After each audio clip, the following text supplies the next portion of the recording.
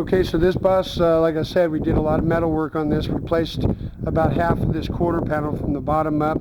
We split the quarter panel down the length of the bus because the bottom was all rotted out and the wheel well areas, the arches and the wheel wells were all beat up and rusted. So we split the panel down the middle and grafted in new sheet metal from the halfway point down. Did dog legs on this side too. Under the driver door, and the roof had you know, its fair share of pinholes and dents and rusty spots around the window frames. Had some issues. We had to weld in some little bits and pieces to fix some rust holes, and we did a lot of work underneath on this also. So like I said, this bus here is just ready for the last sanding of 600 wet and then a good cleanup, and then it's ready to get back onto the rotisserie, because we have to paint the bottom first. We shoot the bottom and then the engine compartment, and then we go to other painting sessions. To do a bus like these complete, it takes 8 to 9 different painting sessions, because all the different components have to be painted separately. Some of them are different colors. You know, the doors are two-tone. If we're doing a two-tone bus, the doors are, you know, different colors, top and bottom. So there's a lot of painting processes. All the window frames have to be painted, a lot of bits and pieces and components. So it takes 8 to 9 painting sessions to do a complete paint job, top to bottom, inside and out, on one of those buses.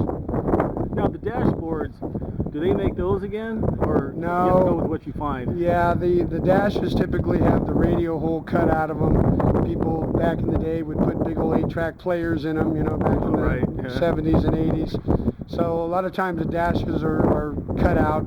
So we have to find a used dash off of a donor bus and cut out the grills and the radio holes and graft in the repair sections to fix the dashes. Unfortunately, a lot of them were cannibalized and beat up. And, you know, back in the day, nobody cared about these things. It wasn't that many years ago you could buy one of these things for $500 or $600. You know, a lot of people that owned them back in the 60s and 70s, and when they broke down, if they didn't have any money, they just left it on the side of the road. You know, they weren't they weren't expensive, and they weren't valuable like they are now. Yeah, I remember.